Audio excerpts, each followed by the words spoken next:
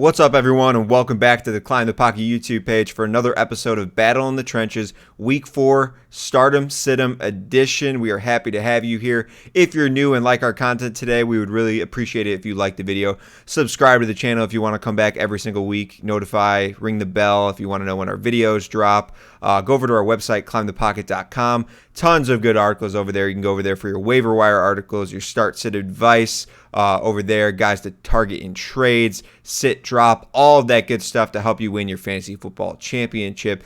But you are here today for the Week 4 starts and sits at quarterback, running back, wide receiver, and tight end. We had a really good, fun week in the NFL in Week 3. Not as many injuries as Week 2, which is great. Awesome. Ryan has the trophy today. He was the champion last week as far as hits on his starts and sits compared to me. So he will hold the trophy this week. We'll see who will hold the trophy next week. Ryan, what is going on? I'm glad there was less injuries in the league this past week. Me, I lost Deontay Johnson. I lost Mike Williams. Jerick McKinnon left. So my fantasy team is currently in shambles. There's the COVID outbreak that we're not sure if there's going to be any effect on this week's games. I'm treating it like there's going to be an effect. The Titans can't get into their office till Saturday. And I did see that Shefty reported that there's a possible Monday night switcheroo where those games will get played on Monday instead of Sunday, which would be at least exciting. But as of right now, I'm treating everything like those two games that are going to be affected will be affected. So that's what I'm doing with these start sits. And I'm excited for another great week, Steve. I mean, I've got the trophy in the corner. You finally figured out how to, place it there. And it's great to be the first one to show off this beautiful trophy above my head. Or below my head. I haven't seen post-production yet. Yeah, I definitely want that trophy bad. But yeah, like you said, keep your eyes peeled for any COVID news, how that affects your players playing in that Tennessee-Pittsburgh game. Hey, maybe we could see the first Tuesday. Side note, did you see the guys that are on the COVID list? Like, I'm sure people will get their jokes off, so it's safe for me to get. It was like a defensive tackle, the long snapper, and another backup player. Yep. If I was a starter on any of the teams that could be affected because of these guys, I'd be livid.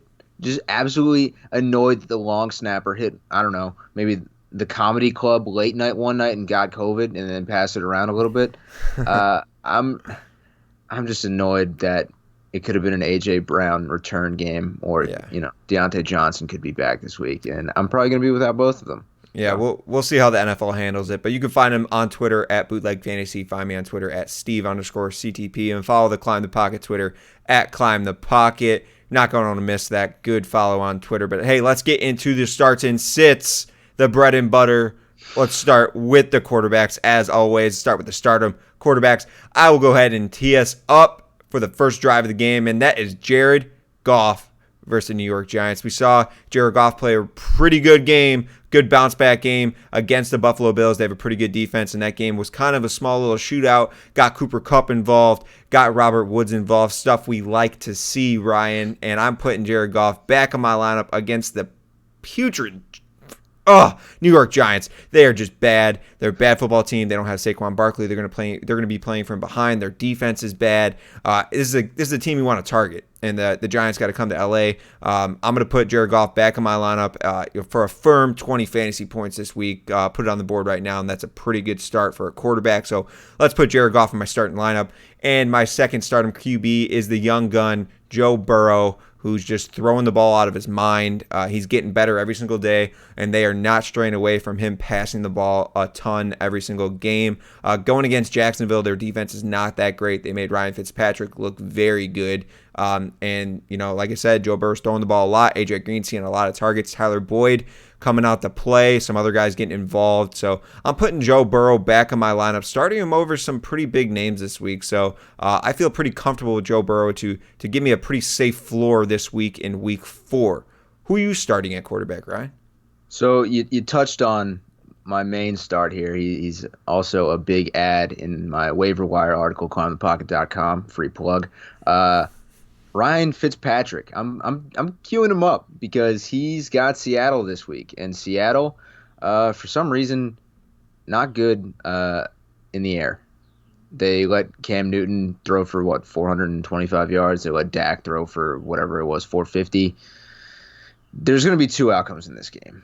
The Miami Dolphins are going to either shock the world and be up early, probably due to the passing game, or the Miami Dolphins will be down early and they're going to have to throw the ball. Ryan Fitzpatrick's in line for a big game.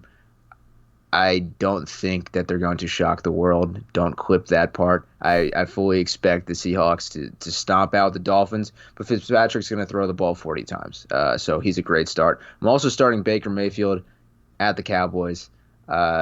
Similar to Seattle, Dallas can't stop anything through the air. Baker Mayfield, for some odd reason, is still getting the green light to throw the ball a lot with that backfield. I think it's a big Odell game. I think Jarvis Landry gets reacclimated to the Cleveland Browns organization since he's been kind of missing the first couple weeks. I'm interested in this offense this week. It's going to be a shootout if Baker makes the right plays. So Baker's a star for me as well. All right, who are you sitting then? These are tough. It's tough to put these two guys in my sits. I'm sitting Drew Brees. We watched him on Sunday night.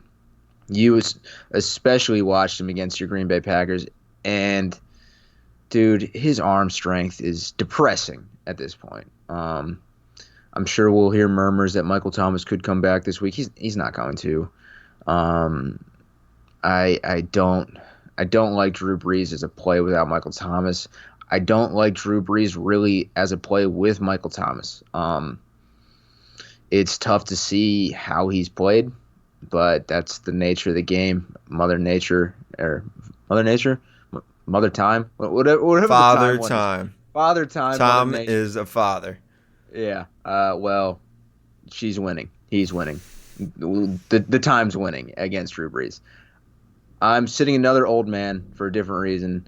Tom Brady against the Chargers. I don't think it's going to be a positive passing game script for Tom Brady.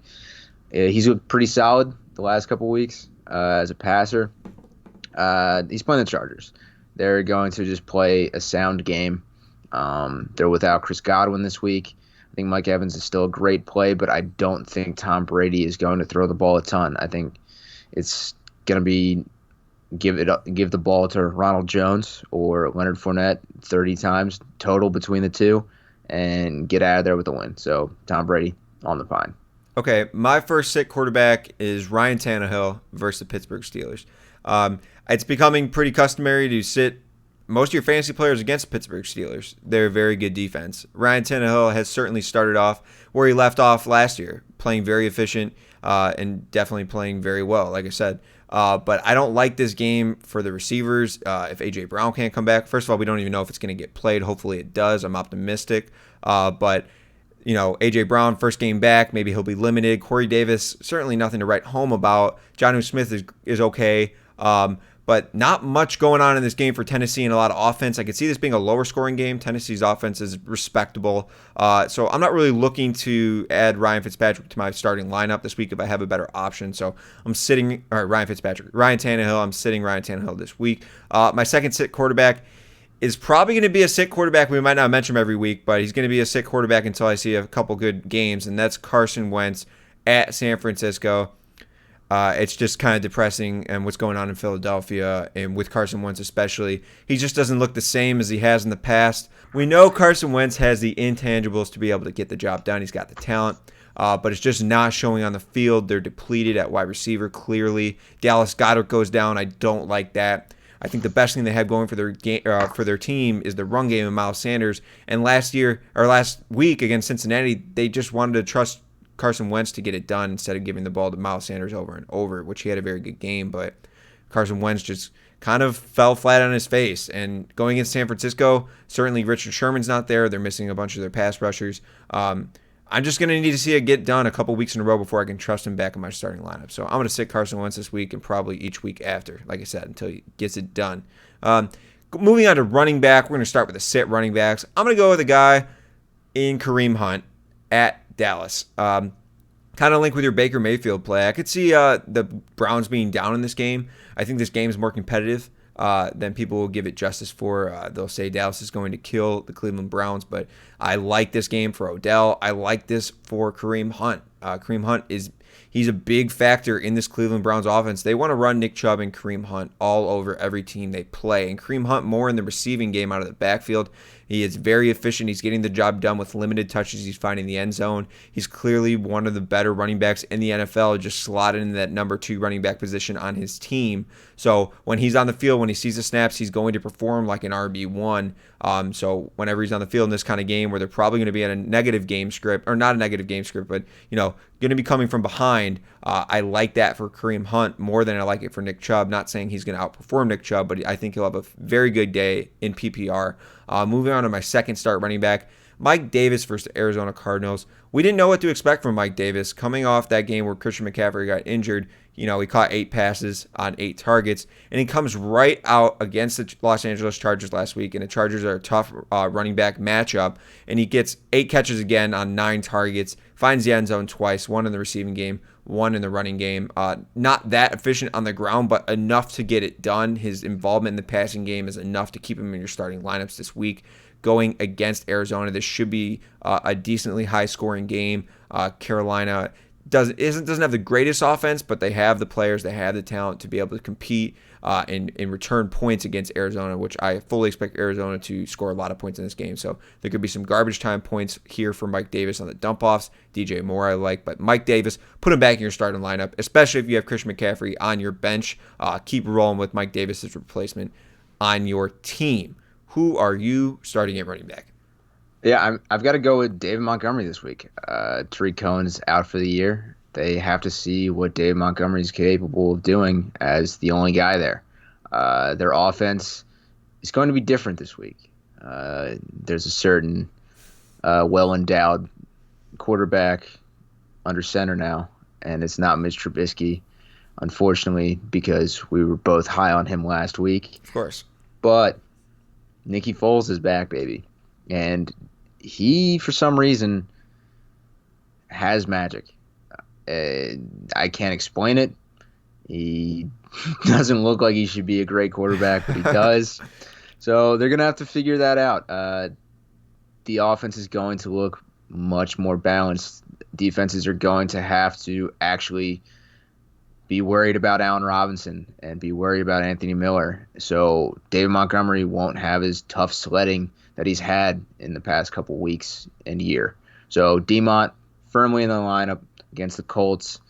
I'm also going to go with Darrell Henderson against the Giants. The Giants are lucky that they play in the same stadium as the Jets because they are a terrible football team as well. They got shredded last week.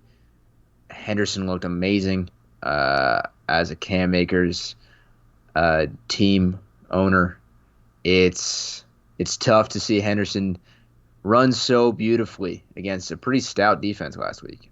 So Henderson, he's fully in the lineup until he's not. I need to see a couple stinkers out of him to not put him in the lineup. So Henderson, 100% in. Going back to that Nick Foles comment, when he entered the game with that dark visor looking like a cyborg, he said, "Hold on, Atlanta.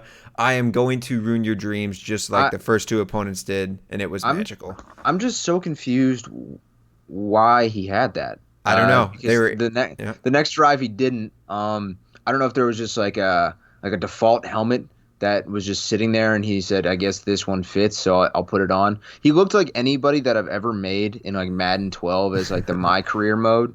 Like that's what Nick Foles looked like. That is what I call a grand entrance. Okay, it was strictly beautiful for the photo opportunity, and it worked out well. He came in there and killed it. Let's go ahead and move on to the sit running backs. I will start with the first sit, and that's Antonio Gibson for the Washington football team going against the Baltimore Ravens.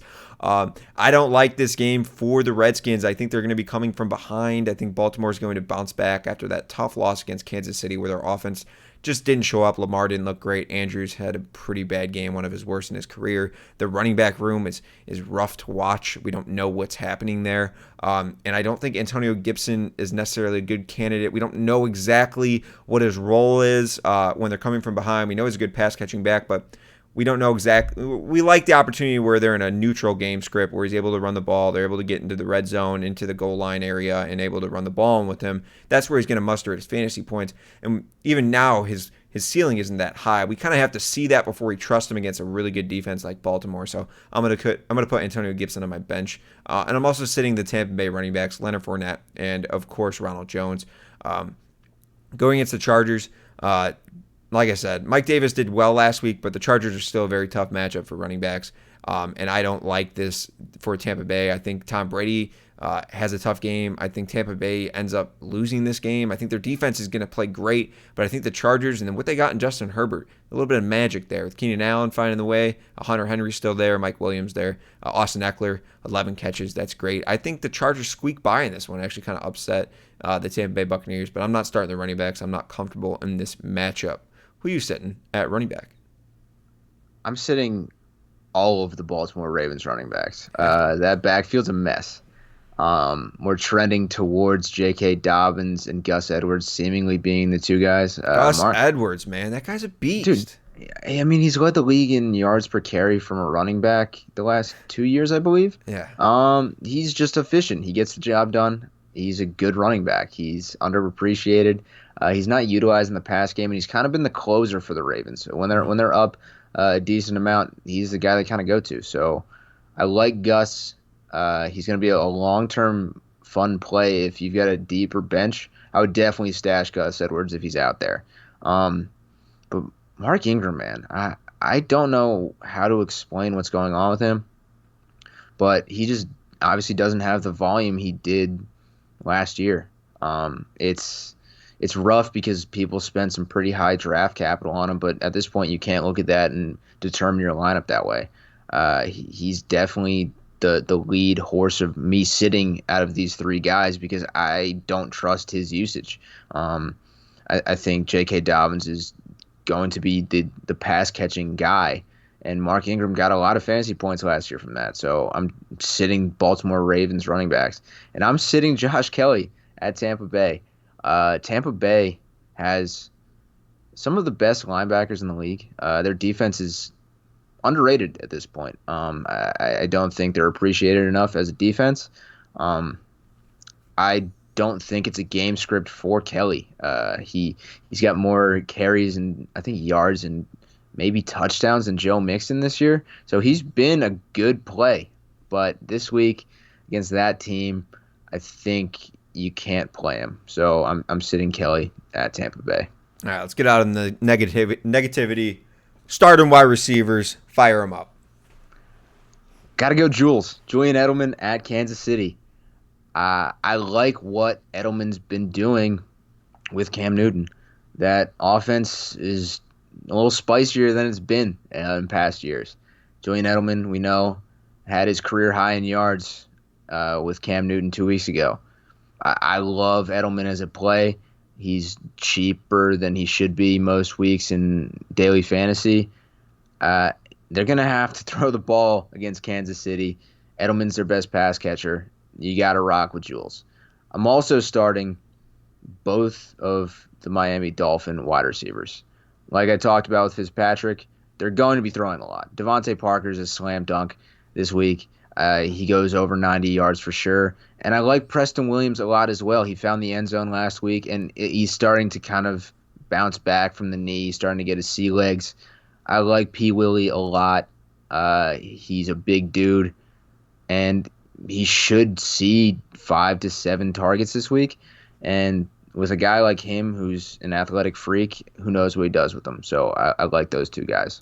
My starter and wide receiver one is Tyler Boyd for the Cincinnati Bengals going against Jacksonville. Going to pair him up with Joe Burrow. I like this matchup. As you mentioned, those Dolphins receivers, they got it done against Jacksonville last week. Myles Gaskin was very involved out of the backfield. There's certainly a defense you can exploit. And Tyler Boyd, hey man, a lot of targets last week, a lot of catches, a lot of yards. Joe Burrow trusts this guy. He's sending a lot of targets AJ Green's way, but they're not getting completed. But they're getting completed at Tyler Boyd, and I think that continues this week at a pretty good matchup against Jacksonville. So I like Tyler Boyd for a lot of volume this week. 6, 7, 8, 9 catches, do I say? Again, and over 100 yards. I like Tyler Boyd.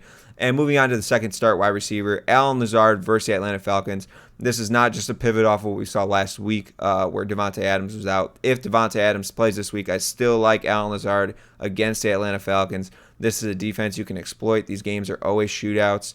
And it's the Packers. Packers and the Falcons. Definitely love this kind of matchup coming up. It's going to be a lot of scoring. So I like Allen Lazard, who's seemingly very more involved in the offense every single day. Aaron Rodgers looking for him deep, and that's happening very often. Aaron Rodgers is throwing deep. Allen Lazard's a guy. He's getting looks in the red zone, so I like Allen Lazard a lot this week to throw him in as your flex. Moving on to the sit wide receivers, we're going to move on to Darius Slayton for the New York Giants at the Los Angeles Rams. With Saquon Barkley gone in this offense, the other teams facing them, the defenses, are going to hone in on these wide receivers. They're going to attack Daniel Jones. I think Daniel Jones is not the guy that everyone thought we were drafting. We thought he was going to be a sleeper. He's going to have a rough season. It's going to be tough without Saquon Barkley, the engine to your automobile of the team. Horrible reference there. I just had to think of something.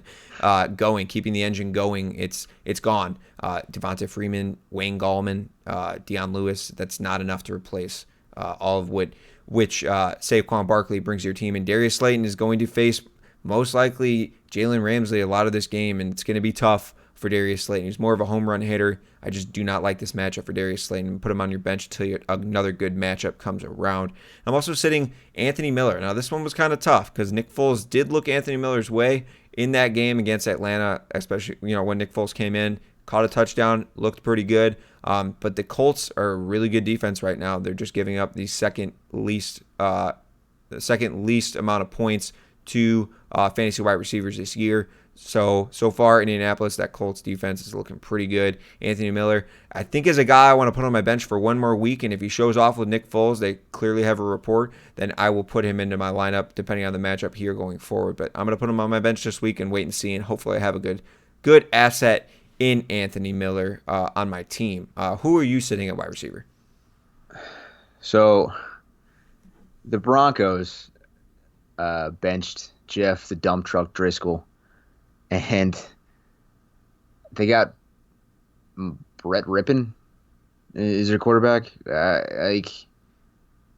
This team is. I feel terrible for Broncos fans. The only fan base I feel worse for than Eagles fans right now with injuries has to be Broncos fans. They are going through the worst. I'm sitting all Broncos wide receivers. It's a Thursday night game. They've got Mark Rippon's nephew playing quarterback. They're an injury away from Blake Bortles being quarterback. I like KJ Hamler a lot. Jerry Jeudy's a stud. I was never going to touch Tim Patrick, but it's bad optics for those guys. I don't feel good about any Bronco. Melvin Gordon may get 40 carries. I don't know. Who knows? Because Philip Lindsay's still limited. I'm just sitting all Broncos. Horses of a different color. I'm sitting T.Y. Hilton against the Bears. I was excited. I'm not going to lie. I was excited for T.Y. Hilton to get Philip Rivers as his quarterback, but similar to Drew Brees, similar to Tom Brady, Philip Rivers is a shell of himself and can't get the ball downfield. T.Y. Hilton's been the number one, the opposite of a benefactor. I got no words for him. It's unfortunate for T.Y., but it was a possibility with Hilton this year that there could have been regression with a new quarterback in Philip Rivers. So until T.Y. has one of those crazy T.Y. games that you don't want on your bench, he's staying on my bench. So T.Y. Hilton, sorry. All right, let's move on to the tight ends. Ryan, who are you starting at your tight end position? It kind of piggybacks off your sit of Slayton. I'm starting Evan Engram. Okay. For some odd reason, they haven't gotten him going. He's a great athletic tight end. When he's healthy, he's one of the best tight ends out there. They haven't gotten him going. That could be a new game plan this week for them to try to figure out their offense. It's going to be tough on the outside for Daniel Jones to complete passes. They need to get down the field somehow. Evan Engram should see enough targets to where he's a safe start. I'm also starting TJ Hockenson against the Saints. The Saints let Jay Sternberger be a thing last week. So Hockenson should see a plethora of targets. In my very hurt fantasy league, am thinking about flexing T.J. Hockenson, which is brutal. But I really do think Hockenson has 8 to 10 targets in him. With anytime a tight end scores a touchdown, you feel good. I really do like Hawkinson's optics this week. All right, I'm going to move on to my start tight ends, and I'm starting with a guy in Dalton Schultz for the Dallas Cowboys going against Cleveland. This guy's seen a lot of targets over the last couple weeks since Blake Jarwin. Since Blake Jarwin has gone down. Dalton Schultz has been targeted heavily. He's had 16 targets over the last couple weeks. That puts him right at the top of the list for tight ends in the league. And I like this kind of game. Like I said before with the Browns, I think this is going to be a low-key little shootout. I think the Browns will come to play. And I think Dalton Schultz is going to continue to get those targets. I don't think every game all these Dallas Cowboys wide receivers are going to blow up. So, Dalton Schultz had a quiet game last week. This week, he's coming in hot again. I like him as a start this week in a deeper league for sure. Maybe a tournament play in DFS. I like Dalton Schultz. Another start tight end. Go with Logan Thomas versus Baltimore. I think that the Washington football team is going to be coming back in this game. Baltimore's going to be up, and Logan Thomas, like I said, Dalton Schultz is seeing a lot of targets no matter the production. He's getting a lot of targets from Dwayne Haskins. He's one of his favorite guys to throw to. So I think Logan Thomas has a sneaky good game, gets up over 70 receiving yards, maybe a stretch, but he could possibly find the end zone. So like I said, in a deeper league, or if you're desperate at tight end, maybe George Kittle's injured still on your team, you're looking for a replacement. I think Logan Thomas is a fine start this week. Let's go move on to the sit tight ends, and I'm going to sit Tyler Kroft at Las Vegas. I don't think Tyler Kroft is a guy you're starting, especially last week, but people are going to consider it this week after what we saw last week. I think last week wasn't a fluke. There's going to be certain tight end games for the Buffalo Bills where tight ends are involved, but not to a high volume. Their looks in the red zone. He's a guy you're looking for 3 for 30 and a touchdown, which really isn't that great of a game, but he happened to catch 2 touchdowns, so we kind of bounced off the charts. I wouldn't, go searching for this guy on the waiver wire. So just kind of temper your expectations for a guy like Tyler Kroft. He's more of a 3 for 32 guy, so putting him on my bench. And then this one's tough because he's the number 3 tight end in the league right now as far as fantasy goes, and that's Noah Fant at the New York Jets. Goes off the quarterback play. I just don't know who the quarterback, what he's going to be. We went from Drew Lock, who we liked. We saw Noah Fant jump off the page, and then we saw Jeff Driscoll. Certainly still gave the targets to Noah Fant, but we do not know what this quarterback is going to be for Noah Fant. Certainly it could be a guy that he can lean on, but we don't know the competence at all, how, if there's going to be a lot of 3 and outs, anything like that. And the less opportunity for your tight end, just for offensive players in general, the less points that are available for them to score. So if you have Noah Fant, you're most likely starting him. I just want you to temper your expectations with this new quarterback. Especially if this is a multi-week thing with this quarterback, you might want to make plans for the future. But you might want to keep him in your starting lineup, but definitely do not expect a big boom week unless this guy comes out and he's the next really great quarterback. I don't think that's going to happen. Who are you sitting at tight end? Yeah, Steve. It's unfortunate because these two guys were both big sleeper names going into the season, and you have to cut bait eventually, and I think this is the week that you should do it if these are your 2 guys that you drafted late hoping that they'd be boom tight ends. Austin Hooper and Hayden Hurst. I'm sitting both of these guys. They've shown me nothing. They have not been good. Austin Hooper is in a weird situation. I know that there's chances for touchdowns for these 2 guys, obviously, in those offenses, but they seemingly haven't gotten acclimated quickly enough for the fantasy community's liking in their new offenses. I don't like playing guys I don't feel good about, or at least that have a safe floor. And, Hayden Hurst and Austin Hooper just haven't shown me enough for me to write them in as starters every week. And I'm not starting either of these guys. I just haven't seen enough out of them. I understand. Hayden Hurst certainly involved in the red zone and whatnot, but we don't know his role yet still. We still don't. So I understand those sits, but hey, there you have it. Your start quarterback running back, wide receiver, and tight ends for week 4. Drop all your questions in the comments. We will answer every single question, no doubt. Like this video, subscribe to the channel if you're a fan of our content. We really appreciate it. We're trying to hit that 1,000 subs. We'll throw a party on camera week 5. If we're there, it's going to be great. But hey, good luck to everyone in week 5. Head over to our website. Check us out on Twitter. Ryan's a fantastic follow on Twitter. He's like the Adam Schefter, Climb the Pocket. That's saying a lot. That's big praise. Unless he's the Ian Rappaport kind of guy. But hey, hard-hitting news. Great follow for fantasy football. So follow him on Twitter. Follow me on Twitter at Steve_CTP. And until next week, I hope everyone gets some big W's this week, and we will see you next week.